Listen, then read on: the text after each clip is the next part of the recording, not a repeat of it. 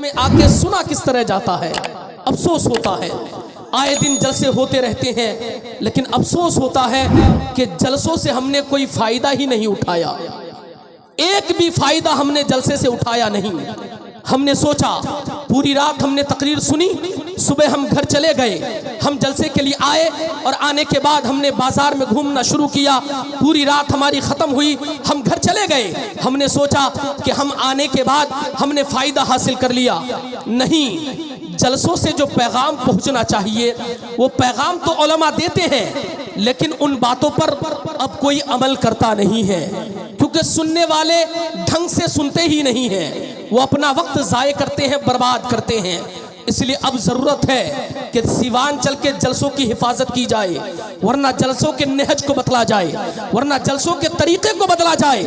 आज भी देखो, महाराष्ट्र में जलसे 10 बजे तक महदूद है, लेकिन उनकी मस्जिदों में 50 से ज़ायद नमाजी, छोटी मस्जिद है फिर भी नमाजों की कसरत, नमाजियों की कसरत, छोटी छोटी मस्जिदें हैं, मस्जिद भरी हुई है। लेकिन हमारे यहाँ जलसों में लोग आएंगे, लेकिन हमारी मस्जिदें खाली है, हमारे मदरसे वीरान है।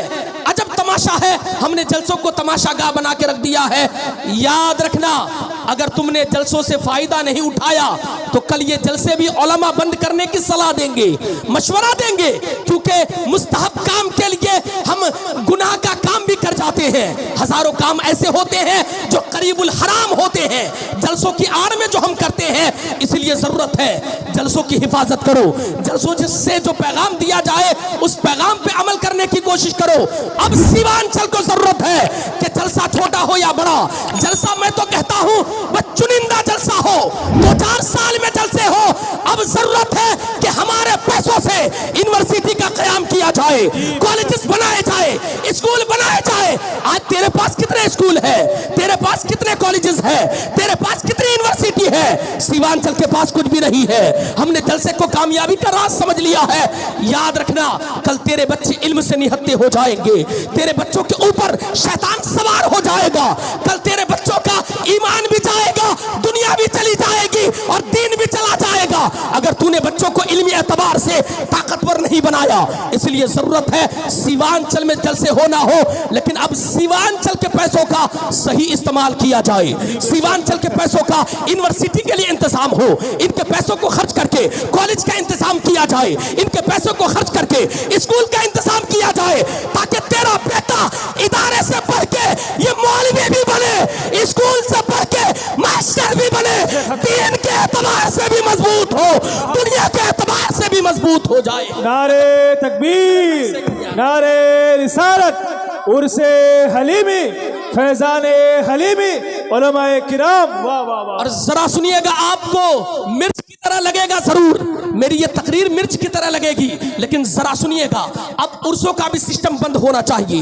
बहुत हो गया तमाशा, बहुत हो गई बातें। उर्स किस चीज का नाम है? उर्स जिस बुजुर्ग का हम उर्स मनाते हैं, उनके तारीख विसाल में उसी वक्त जब उनका इंतकाल हुआ है, उस वक्त ईसाल सबाब का नाम उर्स है। उर्स अगर ढंग से हो तो ठीक है, उर्स से फायदा हो मदरसों को तो ठीक है, मस्जिद को फायदा हो तो ठीक है, वरना मेला ठेला लगा के अपने बुजुर्गान दीन के आरास को बदनाम करने की कोशिश न की जाए। इन चीजों पे कदगन लगाया जाए और जलसों का मेयार बदला जाए। देखो बाहर जाके वहां छोटा जलसा होता है, लेकिन वहां पे इज्तिमाई निकाह होता है। तेरे समाज में कितने निकाह होते हैं? कितने गरीबों का निकाह किसी उर्स वालों ने किया है? कितने गरीबों का निकाह तेरे पैसों से दूसरे लोगों ने किया है? बस तू चंदा देता है, दूसरा खाते उड़ा देता है, तुझे गाली देता है, तेरे पेशाब करने का इंतजाम तक नहीं, बाथरूम की कोई चाबी तक नहीं देता, मौलवी आए तो खाना तक नहीं खिलाता। ये क्या तमाशा है? जरूरत है अपने गिरेवान को झांक कर देखो, पैसों का ठीक इस्तेमाल करो। जैसे वाले चंदे के लिए आए, उनको कहो काम क्या करोगे, काम बताओ, तब चंदा लेकर जाओ। हम भी देंगे, मेरा बाप भी देगा, मेरा बेटा भी देगा, आलिम साहब भी देंगे, मुफ्ती साहब भी देंगे। इज्तिमाई निकाह का एहतमाम होना चाहिए। अब जलसे को जलसा नहीं, बल्कि एक जलसे को किसी यतीम बेटी का सहारा बनाना होगा, जलसे को जलसा नहीं किसी यतीम बहन का सहारा बनाना होगा, ताकि उर्स से ये पैगाम जाए, टांगी बस्ती का उर्स होता है, सिर्फ जलसा नहीं, गरीबों की बेटी की शादी होती है, गरीबों की बेटी का। वाह वाह वाह वाह वाह, बेशक अल्लाह। नारे तकबीर।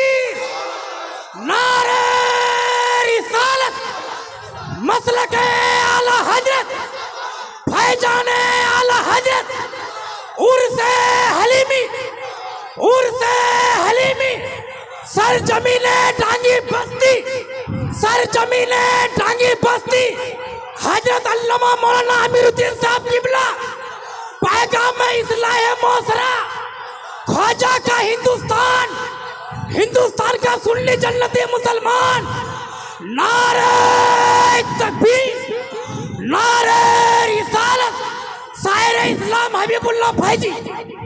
एक बार देखो तो ऐसा जलसा करके जाओ, समाज में जाके चंदा करो, मौलाना अमीर चंदा दो, हम किसी गरीब की बेटी की शादी, रात भर जलसा होगा, सुबह किसी गरीब की बेटी की शादी होगी, रात भर जलसा होगा, हबीबुल्लाह फैजी नात पढ़ेंगे, अल्लामा इकबाल नात पढ़ेंगे, तकरीर करेंगे, और उसके बाद सुबह जाके वहां पे गरीब की बेटी की शादी होगी। अब इस तरीके के जलसों की जरूरत है, इस तरीके के जलसों का एहतमाम करो, वरना तेरे पैसे यूं ही बर्बाद होते चले जाएंगे। तेरे पैसों को मुजाविरीन लेके उनके बेटे गुटखा तंबाकू खाएंगे, किसी का बेटा शराबी बनेगा, किसी का बेटा कबाबी बनेगा, किसी का बेटा गुलछर्रे उड़ाएगा, किसी का बेटा ऐश करेगा, तेरे पैसों की कोई कदर कीमत नहीं होगी। होश के ना खुले, होश के ना खुले, सीमांचल को जरूरत है अच्छा इदारा हो, फलाही काम हो, स्कूल हो, कॉलेजेस हो। जब ये काम करोगे ये सीमांचल चंद दिनों में आसमान की तरफ बढ़ता हुआ नजर आएगा, तरक्की करता हुआ नजर आएगा, वाह वाह वाह, हर जगह कामयाब बेशक होता हक है। नजर आएगा।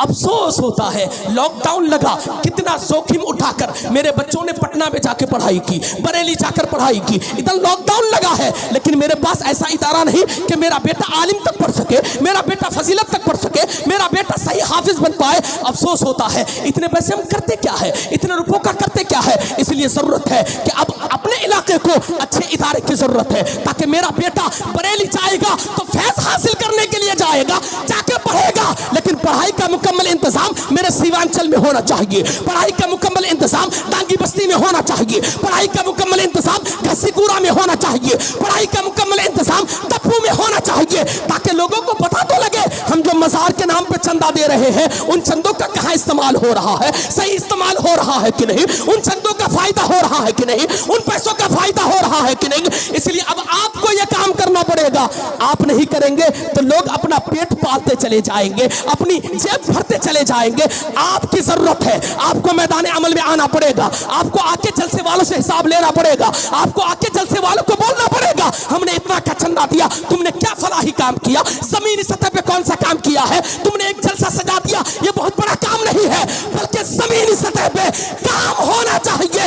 जब मेरा सीमांचल जाग जाएगा, याद रहे एक नहीं एक जलसे से हजारों मदरसे बनते हुए नजर आएंगे, हजारों इदारे कायम होते हुए। वाह वाह वाह, बेशक हक है, बेशक, वाह वाह वाह। अल्लामा जमाल साहब जरा सुनिएगा, अब जरूरत है मेरे जलसे में जो गैर जरूरी मसारिफ का अंबार है, जो हम गैर ज़रूरी चीज़ें कर रहे हैं, गैर ज़रूरी तरीके से पैसों का इस्तेमाल कर रहे हैं, उन चीज़ों पर भी कदगन लगाने की ज़रूरत है।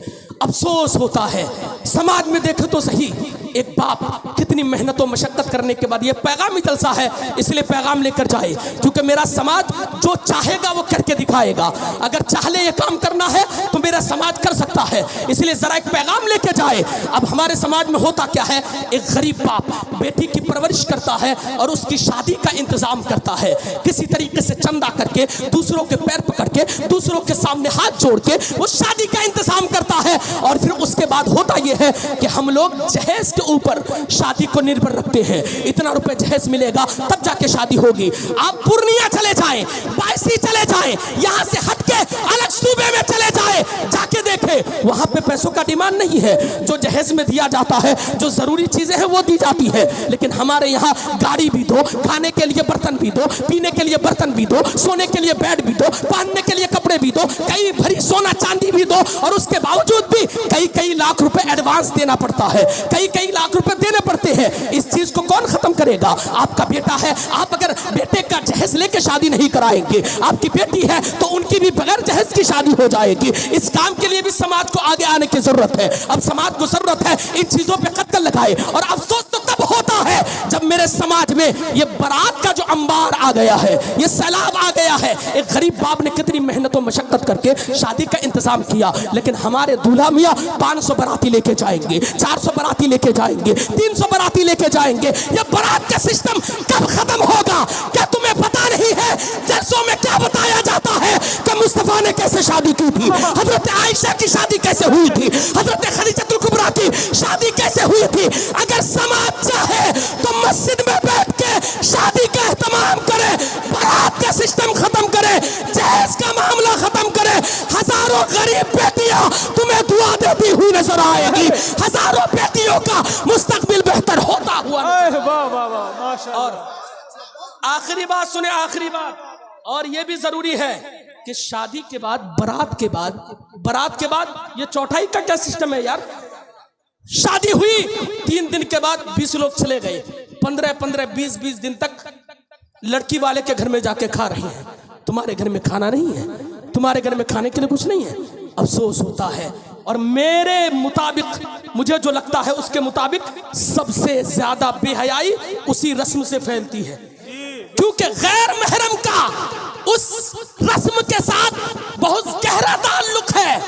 अगर कोई दूल्हा है, उनका भाई आया है, अब उनके भाई की खिदमत के लिए लड़की वालों की तरफ से जो लड़कियां मजाक हमारे जबान में हम लोग बोलते हैं, वही लड़कियां जाएंगी। जो उनके लिए गैर महरम है वही जाएंगी। अब उनका पैर दबाना है तो हमारी बहन जाके पैर दबा रही है, हमारी बहन उसका प्लेट उठा रही है, हमारी बहन खाना खिला रही है, हमारी बहन उसके साथ सारा काम कर रही है। इससे गलत रस्मों रिवाज फरोग पाता है और बेहयाई फरोग पाती है। इस चीज पे भी कतकन लगाने की जरूरत है। एक बाप ने कितनी मेहनत से शादी की थी, तुम कई सौ बाराती भी ले गए और कई दिन के बाद 20-25 लोग को लेके आ गए ताकि ये चौथाई करे, आके मेहमानदारी खाए, और गरीबों पे आप बोझ बन जाते हो। ये सिस्टम कब खत्म होगा? आप चाहोगे तो सिस्टम खत्म हो सकता है, आप अगर चाहोगे तो सारी चीजें दुरुस्त हो सकती है। जिस तरीके से कल हमारे समाज में ढोल बजता था लेकिन आज नहीं बजता है, इस पे कतकन कौन लगाया? इस पे पाबंदी कौन लगाई? आपने पाबंदी लगाई, आपने कतकन लगाया। इस तरीके से बारात का सिस्टम हो, चौथाई का सिस्टम हो। अगर कोई सूरमा आगे इस काम को अंजाम देने की कोशिश करे तो उलमा की जमात आपके साथ होगी। समाज वाले आगे आ जाए, उलमा को वफादार पाएंगे, ये तुम्हारे पीछे पीछे जाएंगे। अगर तुम कहोगे इसका निकाह मत पढ़ाओ, ये 400 बाराती लेके आ रहे हैं, उलमा निकाह नहीं पढ़ाएंगे, उलमा फातिहा में नहीं जाएंगे, उलमा मिलाद में नहीं जाएंगे। 4 दिन में अगर समाज वालों के दांत खट्टे ना हो गए तो अमीरुद्दीन अपना नाम बदल देगा। आ जाओ, आगे आओ। अगर इस तरीके का माहौल करोगे तो बेटियां किसी पे बोझ नहीं बनेगी। तेरी बेटी पैदा होगी, तू भी मुस्कुराएगा। समाज के घर में बेटी पैदा होगी, वो भी मुस्कुराएगा। बेटी बसाहिर भी रहमत होगी, बातिनी तौर पे भी मेहनत रहमत होगी। इंशाअल्लाह ताला बेटी के सदके में दुनिया में भी तू कामयाब हो जाएगा, मरने के बाद वहां भी कामयाब। वाह वाह वाह माशाअल्लाह। नारे तकबीर, अल्लाह अकबर। इसलिए जरूरत है इन चीजों पर कदगन लगाने की, पाबंदी लगाने की। आप कर सकते हैं।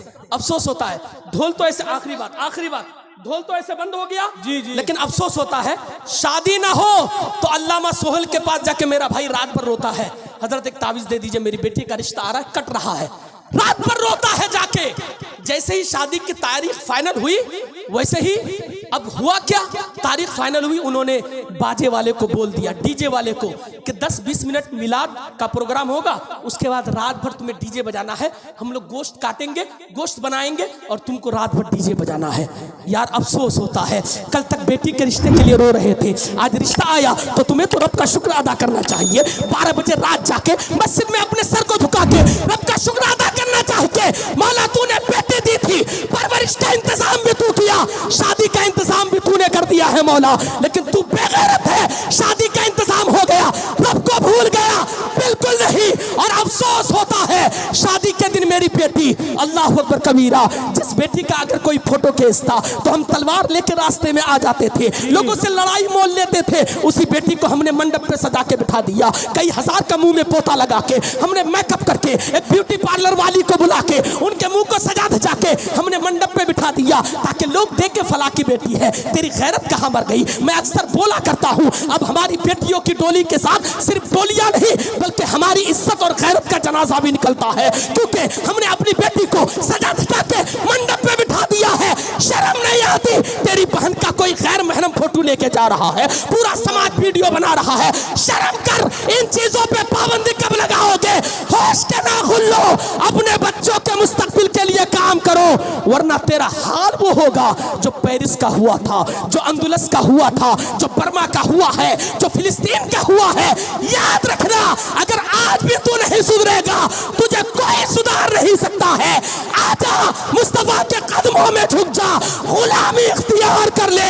आज भी तू इमामत के लायक है, आज भी तू इख्तिदार के लायक है, आज भी ये दुनिया तेरे कब्जे में होगी, ये दुनिया वाले तेरी गुलामी करते हुए नजर आएंगे कि मोहम्मद से वफा तूने तो हम तेरे हैं, ये जहां चीज है क्या लोहो कलम तेरे हैं। अस्तगफिरुल्लाह रब्बी मिन कुल्ली ज़ंबिन व तूब अलैह।